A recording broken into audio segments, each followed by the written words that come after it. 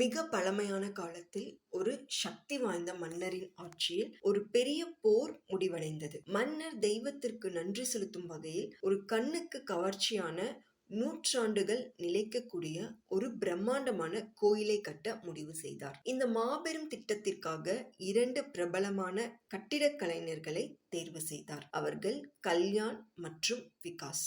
கல்யாண் ஒரு இளம் கட்டிடக் கலைஞர், ஆர்வமும் தீவிரமும் நிறைந்தவர். அவர் தனது வேலையில் வேகமும் விவேகமும் கொண்டவர், இருந்தாலும் வெளிப்புற அழகிற்கு மிகவும் புகழ் பெற்றவர். விகாஸ் மிகவும் வயதானவர், அனுபவம் மிக்கவர். அவர் மிகவும் நிதானமாகவும் மெதுவாகவும் கட்டிடத்தை கட்டக்கூடியவர். அவரது கட்டிடங்கள் மிகவும் உறுதிமிக்கதாக இருக்கும். மன்னர் இருவருக்கும் போதுமான அளவு வளமான நிலத்தை கொடுத்து அவர்களுக்கு தேவையான நிதியை ஆண்டாண்டுகளாக வழங்கிக் கொண்டிருந்தார். முதலில் கல்யாணின் வேலைப்பாடுகள். அவர் நிலத்தை வழங்கிய உடனே வேலைப்பாடுகளை ஆரம்பித்தார். அவரது தளம் ஒரு கட்டமிடப்பட்ட விழா காலமாக மாறியது. நூற்றுக்கணக்கான தொழிலாளர்கள் கற்களை கொண்டு வந்து செதுக்கினர். கூரைகள் மேலும் மேலும் எழுப்பப்பட்டது. சுவர்கள் உயர்த்தப்பட்டு கொண்டே இருந்தது. மேலும் அற்புதமான சிற்பங்கள் மிகவும் வேகமாக வெளிப்பட்டன. சுற்றியுள்ள மக்கள்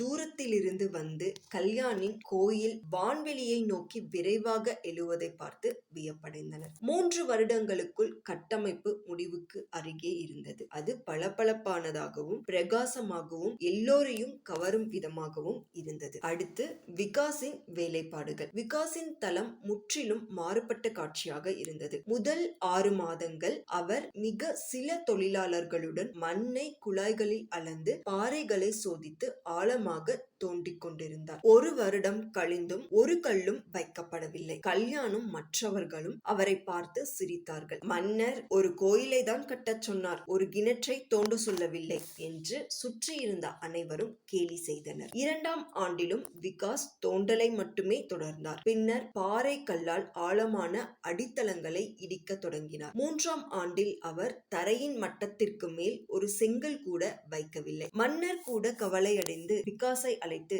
என் கோயில் எங்கே என்று கேட்டார். விகாஸ் மரியாதையுடன் தலையை குனிந்து, மன்னரே, நான் உங்கள் கோயிலின் வேர்களை கட்டிக் கொண்டிருக்கிறேன், சற்று பொறுமையாக இருங்கள் என்றார். 4வது ஆண்டில் பிரபலமான கல்யாணின் கோயில் முழுமையாக முடிக்கப்பட்டது. மகத்தான திறப்பு விழா நடந்தது. அது எல்லோரின் பாராட்டையும் பெற்றது. அதே நேரத்தில் விகாஸ் இப்போதுதான் தரைமட்டத்திற்கு மேல் கட்டுமானத்தை தொடங்கினார். அவரது வேலை மிகவும் மெதுவாக தோன்றியது. கல்யாண் தனது முழுமையான கோயிலில் இருந்து விகாஸின் மெதுவாக முன்னேற்றத்தை பார்த்து பரிதாபத்துடன் புன்னகைத்தார். சிறிது காலத்திற்கு பிறகு 5வது ஆண்டில் பலத்த புயல் வந்தது. பல நாட்கள் மழையும் நிலத்தை அதிர வைக்கும் இடியும் அபாரமான காற்றின் வேகமும் அடித்துக் கொண்டே இருந்தது. புயல் முடிந்ததும் மக்கள் பார்க்க வெளியே வந்தபோது அவர்கள் கண்ட காட்சி அனைவரையும் அதிர்ச்சியடைய செய்தது. கல்யாணின் அழகான கோயில் அடித்தளத்தில் இருந்து சரிந்தது. ஒரு குவியலான சிறந்த கற்களே அங்கு கிடந்தது. அதன் ஆழமற்ற அடித்தளம் ஈரப்பதத்தில் கரைந்து முழு கட்டமைப்பையும் சரிந்து விழச் செய்திருந்தது. மக்கள் துக்கத்துடன் விகாஸின் தளத்தை நோக்கி ஓடினர். அங்கு நடந்தது ஒரு அற்புதமாக தெரிந்தது. அவரது கோயில் பாறை போன்ற உறுதியுடன் நின்று கொண்டிருந்தது. புயல் அதன் மேற்பகுதியில் உள்ள சில மறு கட்டுமான வேலையை மட்டும் சிதைத்திருந்தது. அதன் அடித்தளம் அசையவே இல்லை. அது பாறையில் வேரூன்றியது போல் இருந்தது. மன்னர் துக்கமும் வியப்பும் கலந்த நிலையில் விகாஸிடம் வந்தார். நீங்கள் எப்படி இதை செய்தீர்கள்?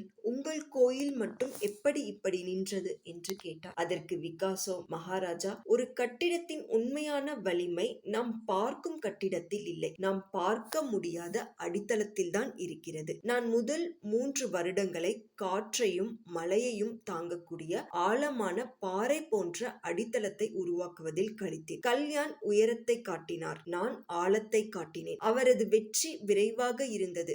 என் வெற்றி மிகவும் தாமதமாக இருந்தது. ஆனால் இயற்கையின் சோதனைக்கு முன் ஆழம் மட்டுமே நிலைத்து நின்று வெற்றி பெற்றது. இதே போல்தான் வெற்றி எந்த விலையிலும் விரைவாக வர வேண்டும் என்ற தவறான எண்ணத்தில் நாம் பெரும்பாலும் மிக முக்கியமான படியான ஆழம் மற்றும் உறுதியான அடித்தளத்தை உருவாக்குவதில் இருக்கும் முக்கியத்துவத்தை தவிர்த்து விடுகிறோம். நாம் நமது வாழ்க்கையில் வெற்றியடைய வேண்டும் என்று எண்ணினால் முதலில் கண்ணுக்கு தெரியாத அடித்தளத்தை உறுதியாக்க வேண்டும். அந்த உறுதியே நிலையான வெற்றிக்கு வழிவகுக்கும். நன்றி.